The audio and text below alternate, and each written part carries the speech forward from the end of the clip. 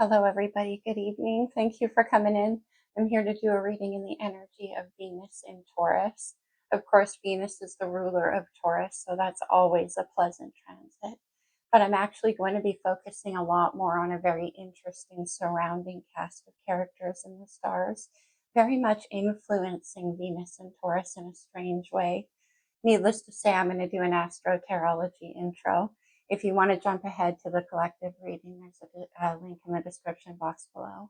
Also, if you're interested in booking a private reading, there is a link to that in the description box below as well.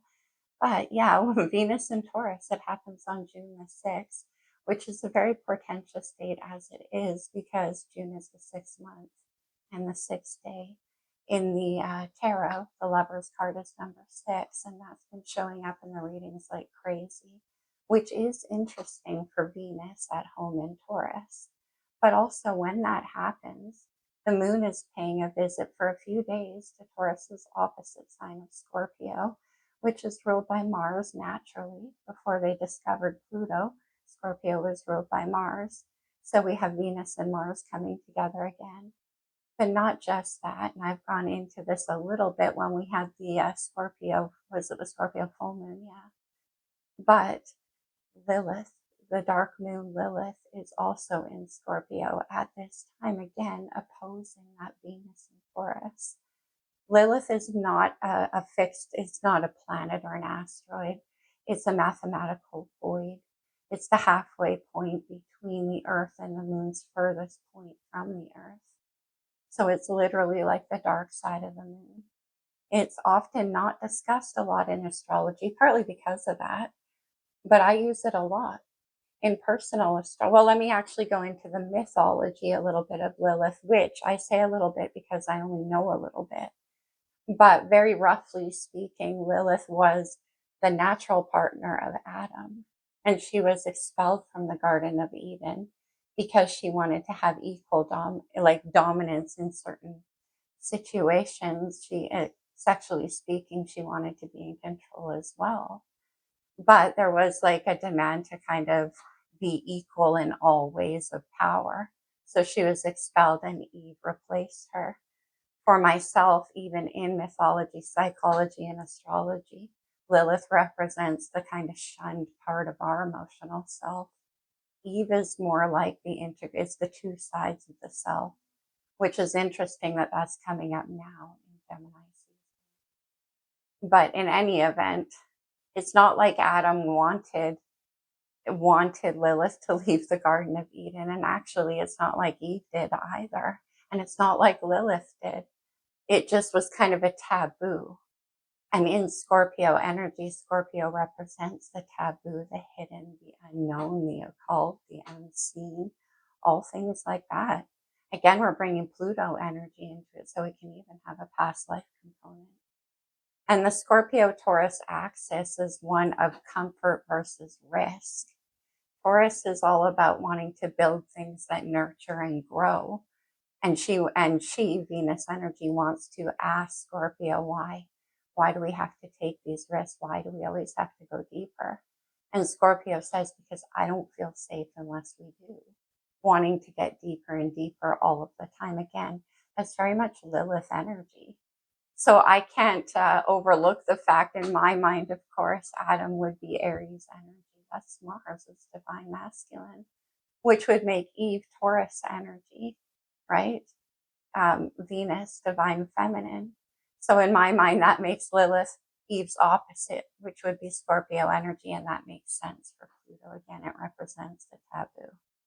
Now, in astrology, for me, Lilith can represent that part of your love language that makes you a little bit uncomfortable. It can be things that are taboo to you. And oftentimes we think of taboo as being things we all kind of would consider a little bit taboo societally. But taboos in your own chart in Lilith can represent the parts of yourself that you're afraid to embrace. It can be that maybe you never thought you'd want to get married and have babies. Maybe you never thought you wouldn't. Things like that. It depends, right? Your Lilith placement as it aspects to the rest of your chart can reveal a lot of that. In romantic astrology, in the synastry chart, Lilith tells a very big story. It's kind of the shadow side of the relationship, or the secret part of the selves that you two won't embrace, or the kind of secret part of the dynamic.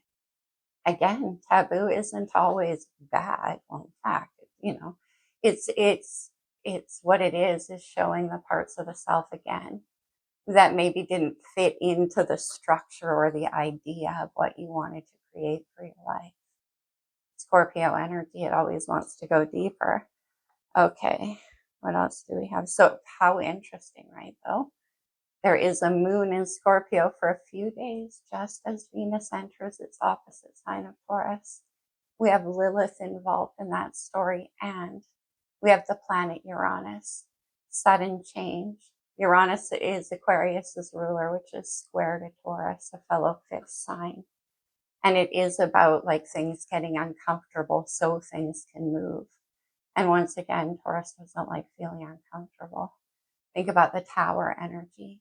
Again, only the truth shall be seen. That's Aquarius energy, and that is the Tower energy.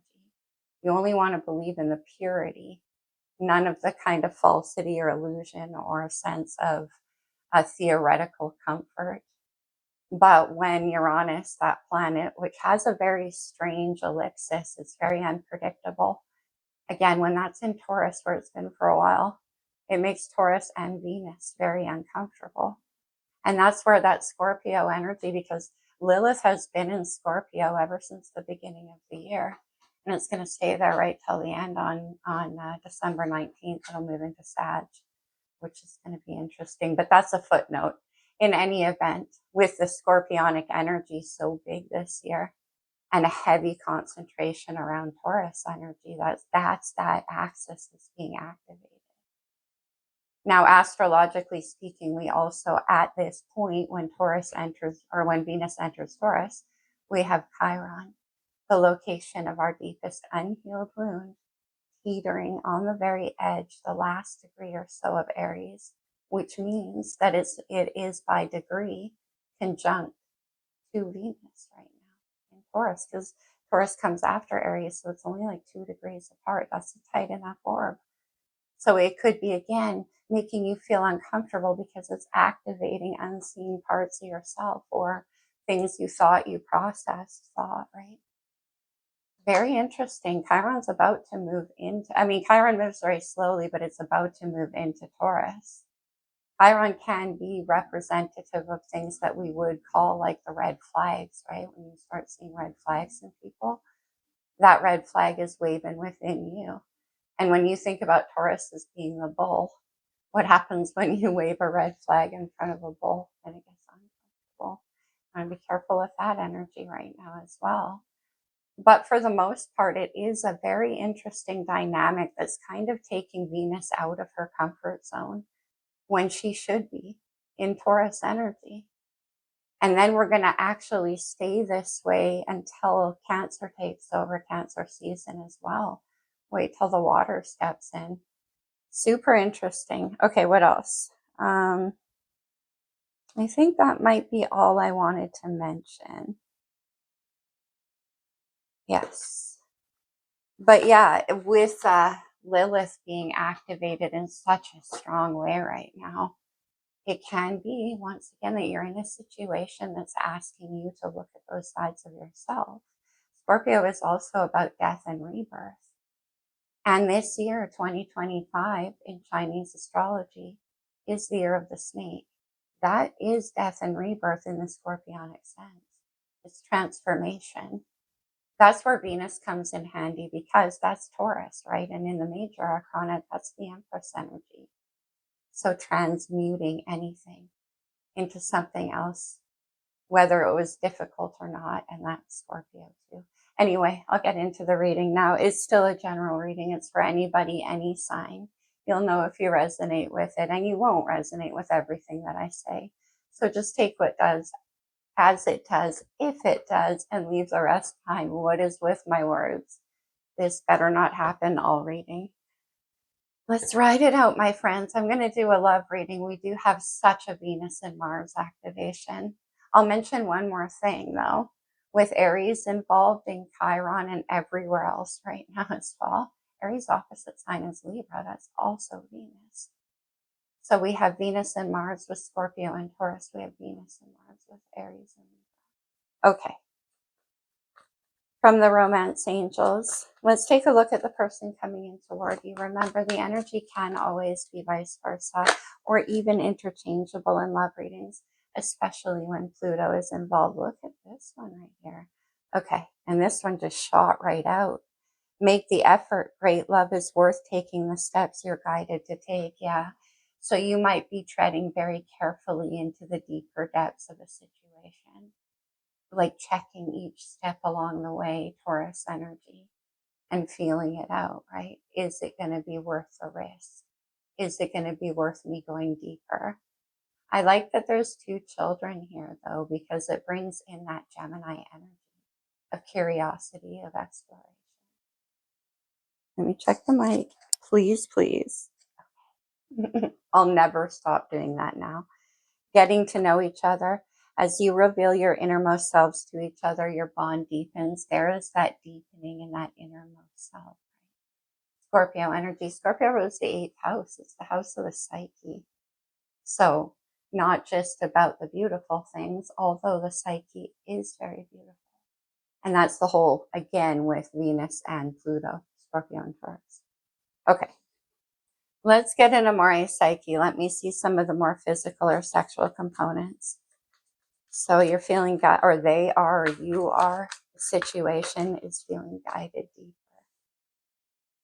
Yeah, oh, that's lovely. Love's embrace. It's number 20, which if I reduce that, it's number 2. So I'm definitely feeling High Priestess energy coming through. There could be, again, with that guided energy. You could be tapping into your intuition a lot as you proceed in this situation, you or this person. But love's embrace is quite beautiful. Look at this. Okay, this is actually pretty intense. Okay. She's reaching all the way into him. That's pretty, again, we're dealing in Scorpio, we're dealing in Lilith energy. Okay. You know what? I've been doing astrology at the end, but I actually feel guided. Now, this could be astrological energy in your chart, in this person's, or just overall influencing the situation. Oh no, she's not. She's embracing. Actually, it's hard to tell. Okay, anyway. We have dignified or strength. When a sign and a planet fall together like Venus and Taurus, dignified. It works very well together, of course. It kind of amplifies the energy. It's not the same as an exaltation, but it kind of adds like dignity to it, if you will, a strength. Okay.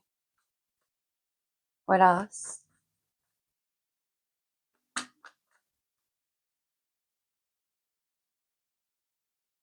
We have the Pallas Athena. That goes along with what I was saying. This is the goddess energy, but that proceeding very carefully, slowly revealing and slowly going deeper. There is a mask here. I always note that in this card because we have getting to know each other. So it's like, again, being guided a little bit at a time, very carefully. Words, please.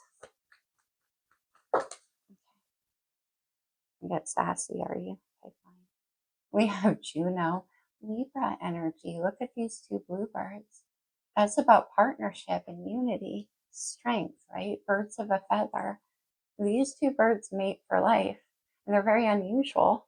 They're rare birds. And that's probably why they can.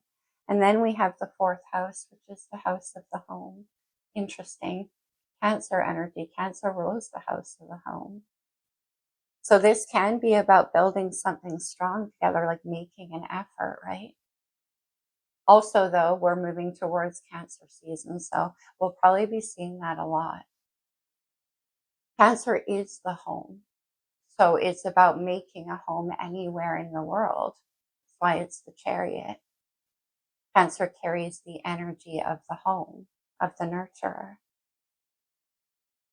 Let's do one more. Yeah, the 11th house. That's pretty interesting. This is Aquarius's house. It is the house of community, of travel. There could be relocation. Now, again, with Taurus, that's not necessarily that comfortable. It could come out of nowhere. Look who's on the bottom. Taurus energy. The bull.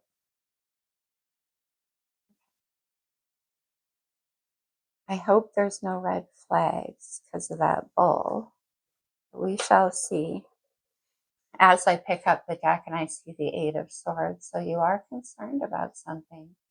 This is a lot of, now this could be, I meant to read this as your person. I'm going to continue to read it like you, because that's how it's clearly coming through. So you take it as it resonates, as always. The Eight of Swords is Aquarius energy. It can be a lot about overthinking, about a limited mindset, like not being able to see outside your own perception of things. Or it can also be something you don't see coming. We'll see. That just happened to be there, so we won't really count it anyway. But interesting energy there. Let me see you. What's on your mind? Okay, yeah. It's about seeing things a different way. We have the Hanged Man, Pisces, major arcana. And the thing about the Hanged Man is that he's able to see truths where no one else can, because he looks at them from a different way of seeing things, a strange point of view. His feet aren't on the ground, right? The truth he sees lives somewhere else. And it is about changing your perspective, making the effort. Now, you could be holding back a lot too, because the Hanged Man is kind of like that, sensing the way along. I see a big full moon in the background there. We have a full moon in Sagittarius on the 12th of June. Oh, this card won't leave the collective right now. The Six of Cups, Scorpio energy. Yeah. The Six of Cups takes us back to a time and a place in our hearts. Like a sense memory, and that's why the Hangman is showing up here. That's why the Eight of Swords, because it can't, this, whatever this is, it can't be understood that way using the mind. The Hangman doesn't use the mind, and it could be confusing that way. How do you feel? We have this Pallas Athena. Oh, I like this. We have the Empress showing up. There's Taurus, Venus energy. The Empress is the divine alchemist. Like I said, she can take the ingredients of anything that comes her way in life, be it painful, be it difficult, dark, beautiful, whatever it is. And she creates her divine assistance out of it, because everything on the path is for her. I like that. The Empress in the heart is incredible. That's why the Pallas Athena is there. And look at this, the Eight of Wands. That is a lot of passion to have in heart space. A lot of inspiration, a lot of movement. We have that 11th house here. So you might be feeling uncomfortable because your heart's literally on fire right now. But it doesn't look like you're feeling uncomfortable, at least not yet. Let me see what actions you plan to take. Now, again, this Empress could be yourself. And I keep addressing this reading to you. But it could be somebody around you that you feel this way about. What actions? Beautiful. We have the Six of Wands. The Six of Wands is about personal belief. It comes after the Five of Wands, obviously. So it is about having conquered a lot of internal struggle. Now, it could have been around you, a lot of people, a lot of competition, or a lot of people having a lot to say. But I think it's internal because of the Hangman. And this is about having the confidence to believe what you see. Even though it seems very unusual, that's also a card about victory and getting what you deserve. And it's coming in here with the Juno, which is quite nice. Let me see the energy surrounding you. The Six of Wands is about being seen, especially for all that you've been through with the Empress in the heart. Let me see the energy surrounding you. This could be another person. It's you. Okay. after all that you've been through. It's the Ten of Wands. The Ten of Wands, look at all the fire coming through. We do have Mars. Is Mars still in Leo? It is. Mars is in Leo right now. We have all that Aries energy. But the Ten of Wands with a home. So is this about finding home? The Ten of Wands can be about a long cycle in your life, a battle. And this is the last step. And like I said, after all that you've been through.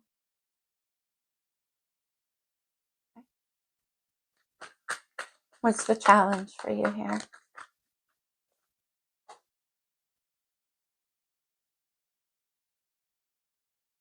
We do have this 11th house of community in the challenge, right? So that's a card about moving, like I said.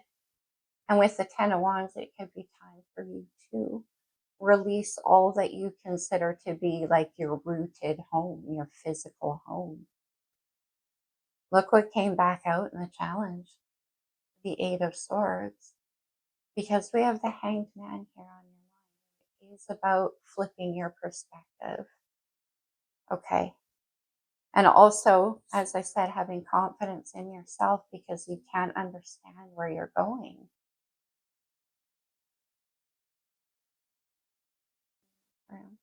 On the bottom, I just happened to notice, though, the Three of Cups. Cancer energy. It's so interesting to me that 2 days after Venus moves home into Taurus, Jupiter moves into Cancer, where it is exalted. And that is a huge energy about finding home.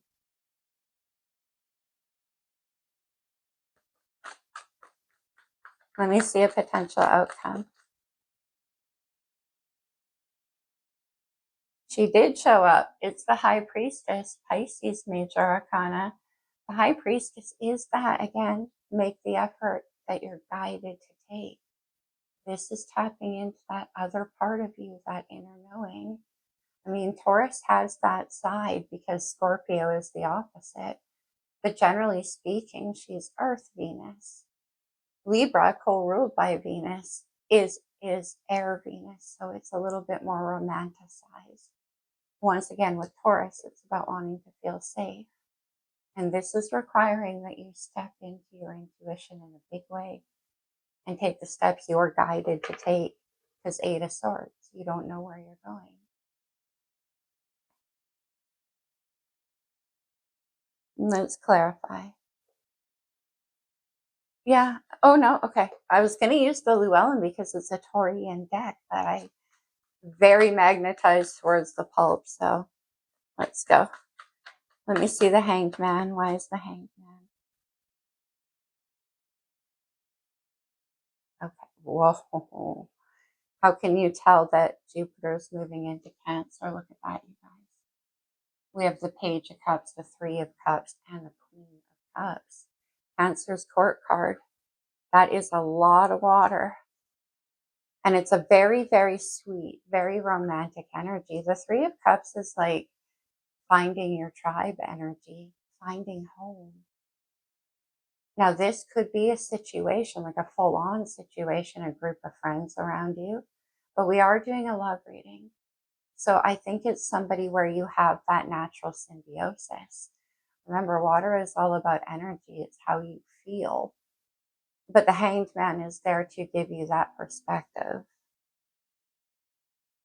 You know, I like that you're coming up with the Queen of Cups energy because she is the master at navigating that kind of energy.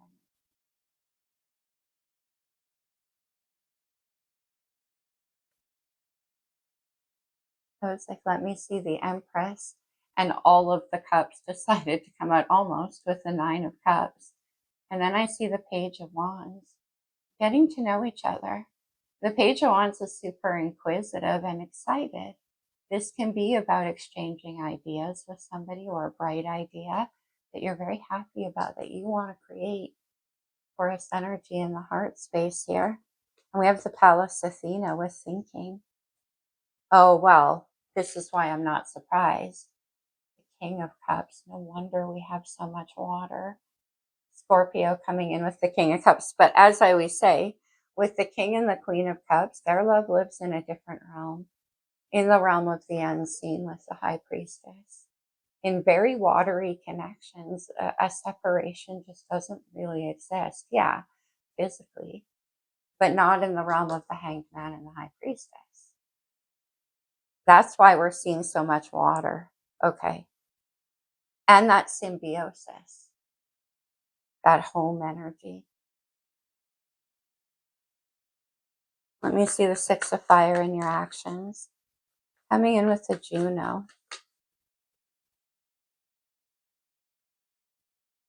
The 4 of Pentacles, Earth energy. The 4 of Pentacles is stability. We have the house of the home right here. It can be about, well, building towards more, like getting to a different level, and it grows from there. But it still can be with this Pallas Athena a little bit of protectionism as well. Some of the cups we haven't seen yet, the 2 of Cups, Venus and Cancer energy, soulmate energy. This again brings that symbiosis into the picture. That's the King and the Queen right there. Let me see the 4 of Pentacles. But yeah, those two can build. Oh, we have the Magician and the Wheel of Fortune. Virgo, Gemini energy, still in Gemini season right now. The Magician is about creating the new. And I just said, you can build anything together. Juno, the partnership. Magic. But the magic that's contained when two people that are symbiotic come together. Strength. Dignified. When you find that symbiotic connections in your life, be it romantic or otherwise, it kind of spills out into your whole life energetically, right? That's partly why the wheel is here, but that's Jupiter. Jupiter in Cancer. Beautiful. Luck, timing. No. Mars. It's the Emperor, divine masculine, with Jupiter. As an astrologer, I often say Mars can be like that very strong, predilection energy, that energy. But Jupiter brings in the life partner because it's luck, it's expansion and growth. And I just said, when you find that symbiosis, you can build anything together. In the case of the King and the Queen of Cups, this has a lot to do with home. Let me see the 10 of Wands in the energy surrounding you. We'll see. I feel like this is you. I mean, well, how mysterious. We have the Moon.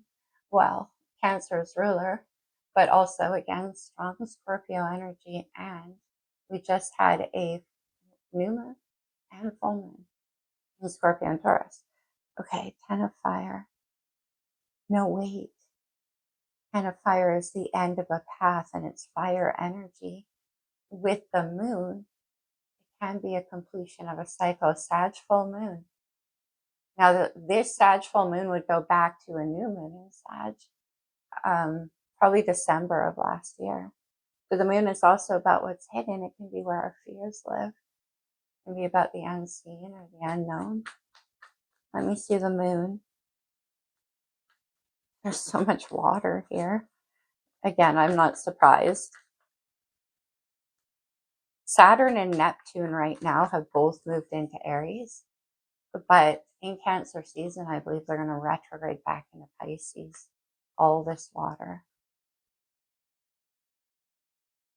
I'm going to get one more on this one. The 5 of Cups. The 5 of Cups is more Scorpio energy. And it can be about a lingering sense of sadness that you carry with you. With the 10 of Wands, that can be a burden. And it's underneath the moon. So maybe this is what's coming up for you. 5 of Cups can be looking at your past with a sense of grief or regret.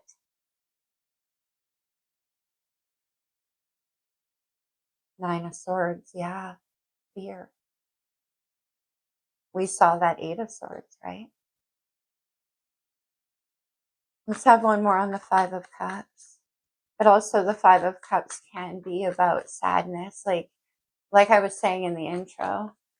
Sometimes to be safe, finding home, you have to leave behind what you thought made you safe, because now you see that it didn't, or not anymore. Five of Cups can be with Scorpio energy about doing what you had to do. Yeah. We have the Nine of Pentacles, Earth energy. That's about being independent. We have an energy about confidence here as well. And that's coming in with yet more cups, the Seven of Cups, creating the vision. The problem here is that the Seven of Cups can be very nebulous, in the sense that you can't navigate it using the mind. You have to use your intuition.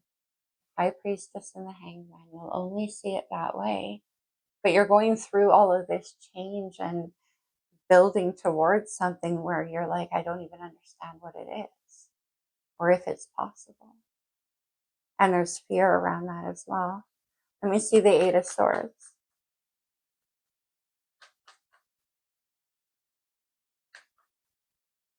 In the challenge. Okay. We have the Four of Swords, air energy, Aquarius, Libra, Gemini. The Four of Swords is about integration of heartbreaking cycles from the past. But with the Eight of Swords, there can be a little bit of fear about releasing the memory, Five of Cups. You know what I mean? Because it's like, as long as you carry around that sense, you'll never repeat that cycle. Ten of Wands. But what this is saying in the challenge is that you're not going to, again, understand that necessarily using the mind. Yeah. Temperance comes in. That's beautiful energy with the Four of Swords and the High Priestess. You could be going through a time of a lot of healing right now. But like I said, the Four of Swords is where you get to a place where you can rest your mind. You do get it. You don't have to. This is coming up a lot in the collective right now. Let me see the Four of Swords.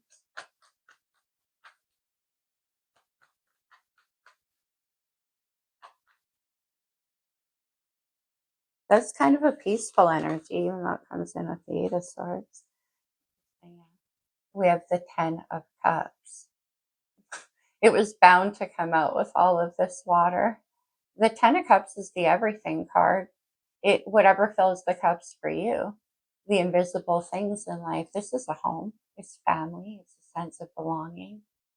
If this is the shunned part of you, Eight of Swords, that you're afraid to look at, afraid to believe, Ten of Cups.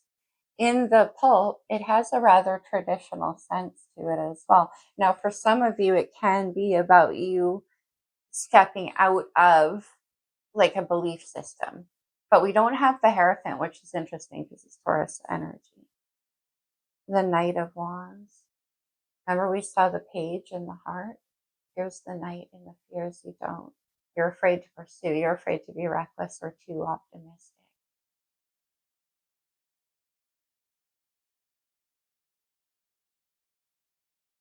Let me see the Knight of Wands.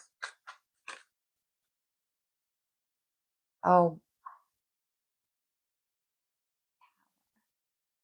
Scorpio and Aquarius, Mars energy coming through. The Tower is what I was talking about, Uranus. Sudden change. It's quite possible for some of you that's already occurred. The Tower is always a gift. It comes in to shake us loose, Eight of Swords, of things we didn't know how to shake loose of, but ask for universal intervention, the wheel. Okay. But the Tower is in a challenge. Okay, we'll go a bit deeper there. Let me see the High Priestess in the potential outcome. Nice. We have the Chariot. Cancer's major arcana, Jupiter in Cancer. But also Cancer season coming up, which is just a loaded season. Chariot is about victory. It's about getting into alignment with both sides, the dark moon and the light moon. Cancer is ruled by the moon. And getting into alignment, and then you don't have to understand where you're going because you're in alignment. High Priestess, you're being guided there. And underneath on the bottom of the deck, Star. Aquarius major arcana, but also in the tarot, the Star comes right after the Tower. And it is what I was talking about in the intro. It's the real dream. It's the truth. Lots of Aquarius energy coming through, and the King of Pentacles. Okay. Is that why we were seeing Four of Pentacles? Taurus energy right here. Let me get one more on the Chariot. You're being guided here. Are you gonna, this one, we're gonna look at it because it wanted to jump, but it didn't. It got caught. It's the Eight of Swords. Let's try one more. Yes, this is interesting. The Nine of Pentacles and the Ace of Wands. The Ace of Wands starts all the trouble. I always say that, but I actually like it because you're releasing, right? 10 Wands to the Ace of Wands, Nine of Pentacles, a whole new beginning. And you're inspired, or you're very, very passionate about what you're pursuing. That's Aries energy. It's cardinal fire. It's Kundalini energy. We have all that Mars going on. And I always say it's passion that fuels the Chariot. It's passion that fuels all the cardinal signs, Libra, Aries, Capricorn, and Cancer, just in different ways. But this could be towards the beginning of Cancer season. Let me see the Nine of Pentacles. Ten of Pentacles. So again, I'll say for some of you, it can be about leaving a comfort zone. Maybe. But I don't know, because we have Juno with a partnership here. And this is about building towards the 10 of Pentacles. 10 Cups, 10 Pentacles. That's stability.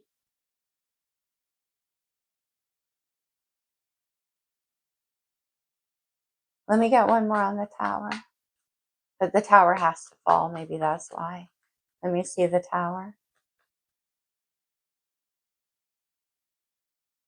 The Seven of Pentacles, we get more Earth energy, which is kind of a stuck energy. But the Seven of Pentacles is about planting seeds carefully, Taurus. And then the Tower comes in and says, it's time. That makes sense. Seven of Swords on the bottom of the deck, strategy. High Priestess also keeps plans to herself. She's very, very quiet.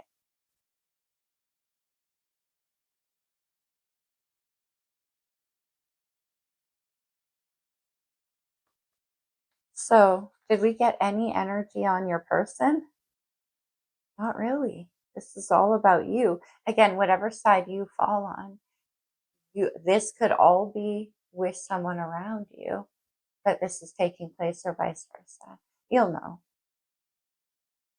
I see Scorpio with death and rebirth on the bottom of the deck. Interesting. Transmutation. It gets scary when a rebirth is at hand. But again, you're being guided. I'm going to grab a different deck because I just want to see a light seer big time. I want to see this 7 and 5 of Cups. So, holy. Ten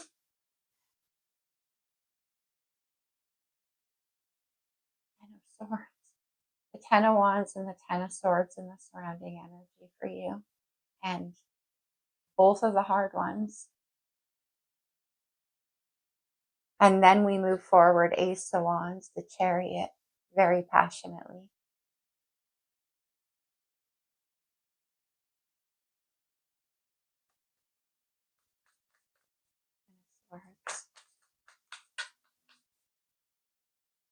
Yeah, leaving behind a difficult, oh, no way. It's the Ace of Swords. Isn't that interesting? Because we have the 10 of Wands with the Ace of Wands, end to beginning. 10 of Swords, Ace of Swords, end to beginning. The Ace of Swords, in a way, is coming through like the star for me. It's perfect clarity. And it's clean. It feels so clean. Both of those do to me. Fire and air, we are in Gemini season.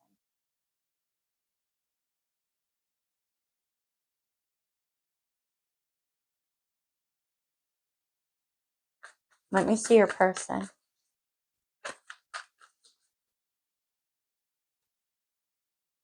Scorpio. Are you dealing with a Scorpio? The Seven of Cups. So this is a connection that lives very strongly in the ethereal realm.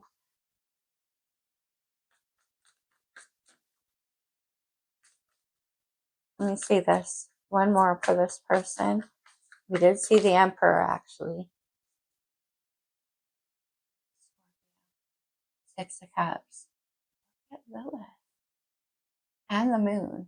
So it's not surprising. But didn't we start with the Six of Cups? Did we? That sense, we saw it on the bottom of the deck. That sense memory. From Ten of Swords, remember I said it's so clean? The Six of Cups is true love before you ever felt the need to be defensive, to wear a mask. It's very strong soulmate energy. And with death and rebirth and the wheel coming out, Magician, very, very strong past life energy. And that's maybe why the home, that feeling of home and all of the cups. Let's have one more with the Chariot. Getting to know each other.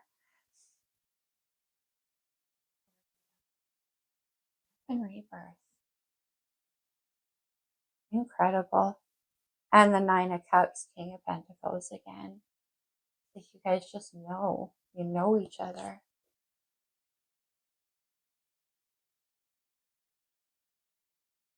But again, it can be making you feel a little bit uncomfortable because all of these swords are in an attempt to kind of understand.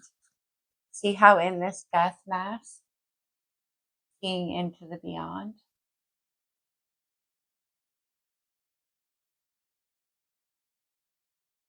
The Queen of Pentacles, Taurus.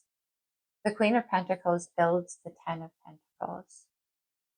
So again, either you're seeing a person, this person, Empress, Queen of Pentacles, this way, or vice versa.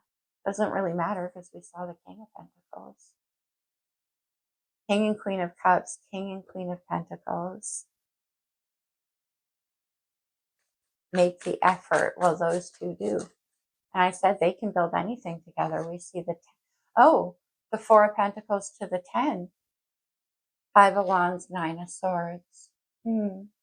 What is the fear? We already saw both of those cards. The Knight of Pentacles. That's just slow and steady. The Knight holds that one pentacle that takes the 9 to the 10. So again, you're investing very carefully. You're being guided. But Taurus energy, the Queen of Pentacles, staying in balance. I'm glad we saw the King though, because all of this water energy could feel a little ungrounded, but we do see the King and Queen, and we see the Emperor and Empress. Okay, this reading is going so long, but I expected it to. Let's go to the blue deck. Let's get a couple from here. Door to personal healing and happiness. Really, that's what this whole reading is about. The home. Yin Yang. The Magician and the Mirror. Big time. So this is getting what you manifested with the Magician, what you wished for. Adjacent possibilities and the man holding the coin. Adjacent possibilities is what I'm talking about with the Hangman. Can be about viewing things a different way or finding a way. Okay. What else do we need to close this off? We'll get a couple of talisman. Consider these to go. Well, I better stop. I'm starting to really lose my words. Consider these to be like power words you can take away from the reading. If they resonate. Please. We have safe travel. Chariot here. Some of you, there could be travel involved. We have protection, divine protection, finding love. And those are seahorses on the finding love, which brings to mind that Juno, right? Eternal partnership. We also have the grounding energy with all the earth. Remember I said you could be feeling a bit ungrounded because of that watery element. This is an incredibly deep situation. But King and Queen of Pentacles. Then we have happiness and knowledge. So Ace of Swords.